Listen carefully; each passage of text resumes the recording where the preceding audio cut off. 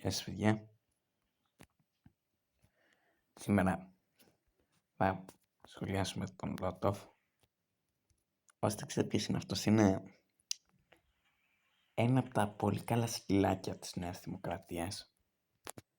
Γιατί στην ουσία λέει, του λένε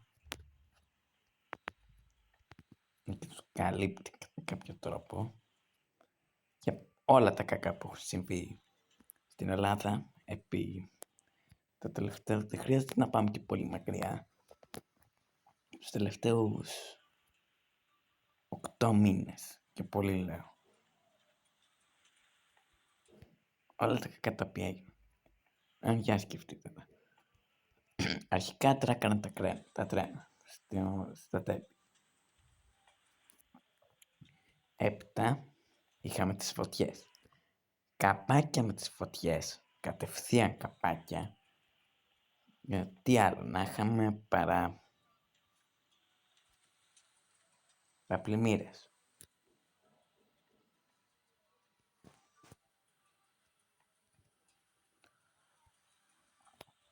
Και πολλά άλλα τα οποία έχουν γίνει, αλλά εμείς θα μιλήσουμε για αυτά τα τρία που έχουν γίνει εδώ κοντά.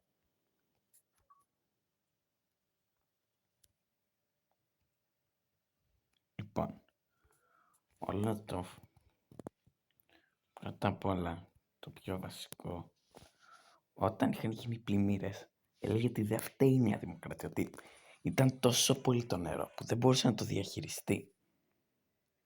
Τίποτα. Αλλά αν είχαν δοθεί μερικά λεφτά από όλα αυτά που μαζεύουν και τα τρώνε για να χτιστούν αντιπλημμυρικά και αντιπυρικά, τίποτα δεν θα έχει γίνει. Μου έχω στα τρίκαλα που το ξέρω από εμπειρία, γιατί μένω τρίκαλα. Ο δήμαρχος, ο οποίος τώρα έχει γίνει και είναι ένας από των 60 άτομα που βόλεψε η Νέα Δημοκρατία, τώρα είναι υπουργός, δεν είναι απλά πρόεδρος δήμαρχος εδώ πέρα της περιοχής.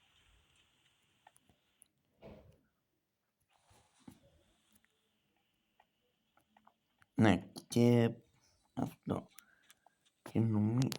Και δεν ξέρω τι του γυάλισαν και νομίζουν ότι είναι καλός αυτός. Βασικά ήταν βίσμα, γι' αυτό το έβαλε. Βασικά έβαλε πολλά άτομα στο δημόσιο και γι' αυτό το χρωστάνε πολύ. Αλλά τέλος πάντων, δεν είμαστε εδώ για να συζητήσουμε για το δήμαρχο. Και αφού έκοβαν κάτι δέντρα, παντού έργα έκοβαν τέτοια γιαμίσες, τα οποία δεν είχαν ολοκληρωθεί μέχρι τις πλημμύρες. Δηλαδή τους είχαν πόσους μήνες εκεί πέρα να τα φτιάχνουν.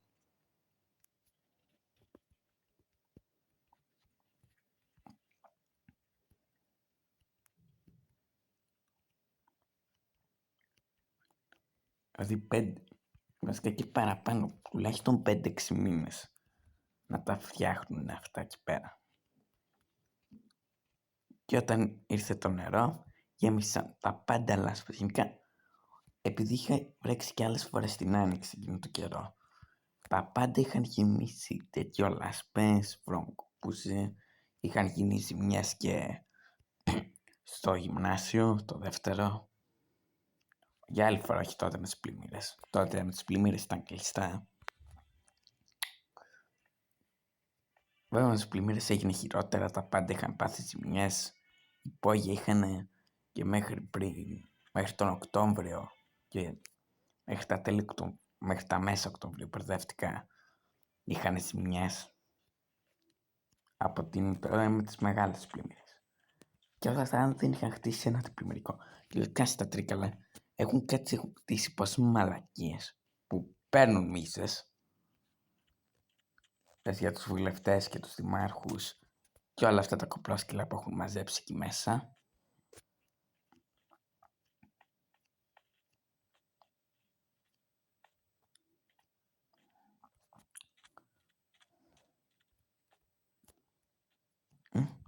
Και δεν αξιώθηκαν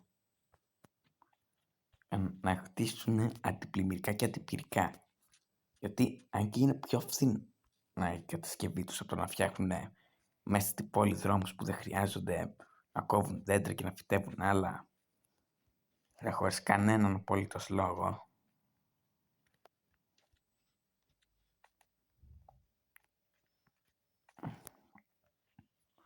Γενικά να τα κάνουν όλα χωρίς κανέναν απολύτως λόγο, αλλά να βαριούνται να φτιάξουν κάτι σημαντικό, τότε τι να πούμε. Επίσης κάτι άλλο σημαντικό και επίκαιρο τις τελευταίες μέρες, ξέρετε ότι είναι η γιορτή του Πολυτεχνείου. Αλλά σε πολλά σχολεία δεν θα γίνει γιορτή. Μαζί και στο δικό μου. Γενικά δεν θα γίνει γιορτή, δεν θα γίνει μάθημα. Δηλαδή αυτό έλειπε να γίνει και μάθημα. Αλλά δεν θα γίνει γιορτή για το Πολυτεχνείο.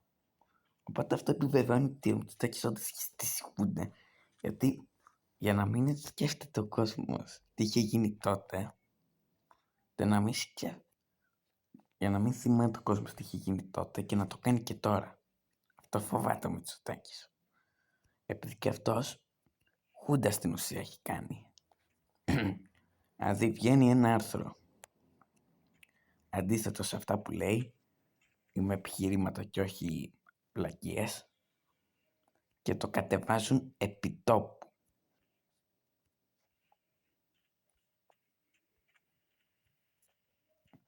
Προκειμένου να μην τέτοιο. Αν αυτό δεν το θεωρείτε δικτατορικό, τότε τι να πω. Αλλά όλα τα 3 βίντεο για να αποδείξει ότι ο Μητσοτάκης είναι πολύ καλό παιδί.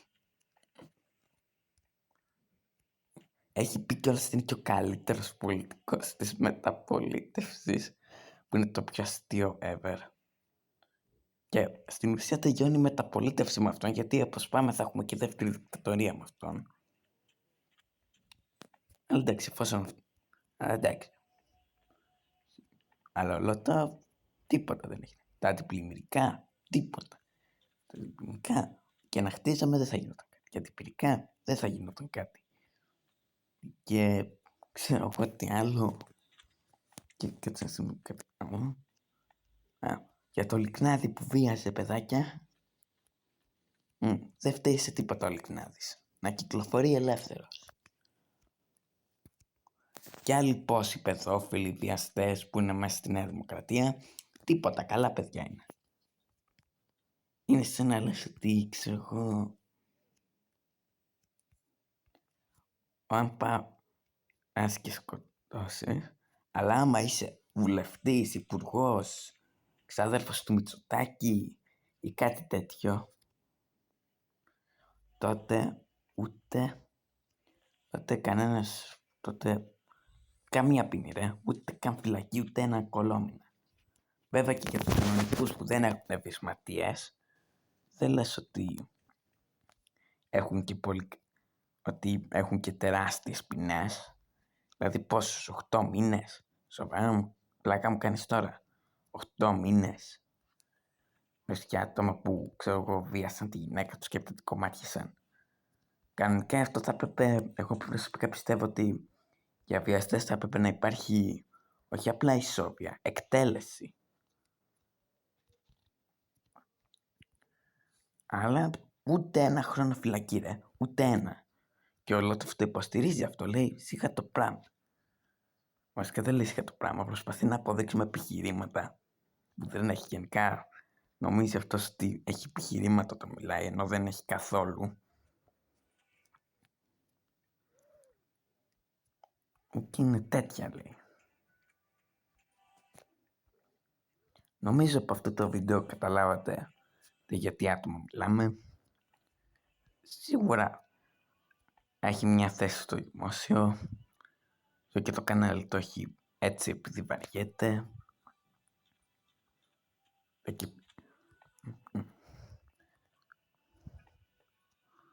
Αυτά έχω να πω για τον αγαπητό μας δημόσιο υπάλληλο Λότοφ.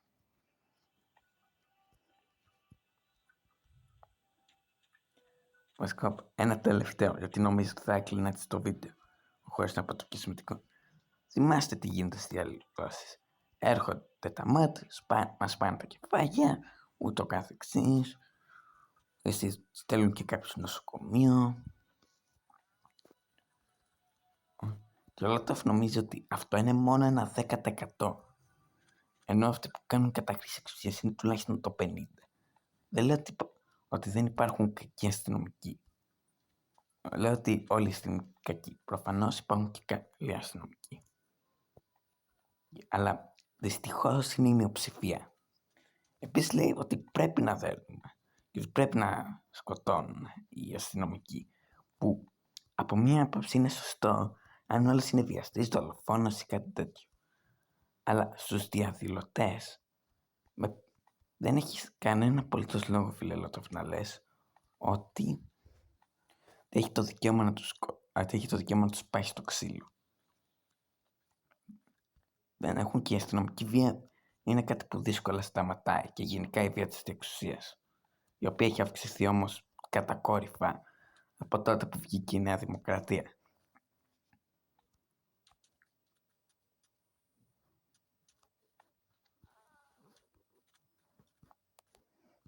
Τέλος πάντων, αυτά ήταν τα πιο σημαντικά, γιατί αυτές τις μαλακίες τις λέει άπειρες για το πόσο καλή κυβέρνηση έχουμε. Μόνο αυτό δεν έχουμε. Και παίζει να απαντήσει σε αυτό το βίντεο, Λότοφ, να τον έχω, και να προσπαθεί πάλι με τα ίδια ηλίθια επιχειρήματα να αποδείξει πόσο καλός είναι ο Μητσοτάκης. Και λέω ηλίθια επειδή όλα τα επιχειρήματα, εκτός από κάποια θέματα που συμφωνούμε, τα επιχειρήματα από τα θέματα που σας είπα στα πολιτικά είναι αυτά. Και όπως είπατε, όλα είναι εξίσου ηλίθια. Περιμένω και από σχόλια από νεοδημοκράτες να με βρίζουν ή να προσπαθούν με τα επιχειρήματα του Λότοφ να με πείσουν ότι η Νέα Δημοκρατία είναι το καλύτερο κόμμα. Αυτά προς το παρόν. Αν βγάλει βίντεο σχολιασμού που θα με σχολιάζει, θα βγάλω κι εγώ. Μπορώ να το τραβήξω όσο θέλω. 2 βίντεο έχω στο κανάλι μου. Χαίστηκα και να μου το ρίξει. Έτσι έχω και δεύτερο κανάλι, το οποίο πηγαίνετε κάνετε subscribe, πάνω σκέτο λέγεται. Χωρίς το σκέτο, έτσι απλά πάνω. Έχω βγάλει ήδη και ένα παλιότερο βίντεο με σκατά ήχο, γιατί όλα μου τα παλιά βίντεο έχω σκατά ήχο για τον Λότοφ. Αν και σε εκείνο το κανάλι πλέον κάνω κυρίως gaming videos. Αυτά. Καλή συνέχεια. Κάντε μια εγγραφή. Σε περίπτωση που γίνει δράμα να το προλάβετε. Σε περίπτωση που δεν γίνει, τότε δεν έχω πρόβλημα. Μα καλύτερα θα είμαι κιόλας, επειδή μπορεί να κατάλαβα τέλος ότι τα ψεματάκια αυτού και του Μητσοτάκη δεν περνάνε.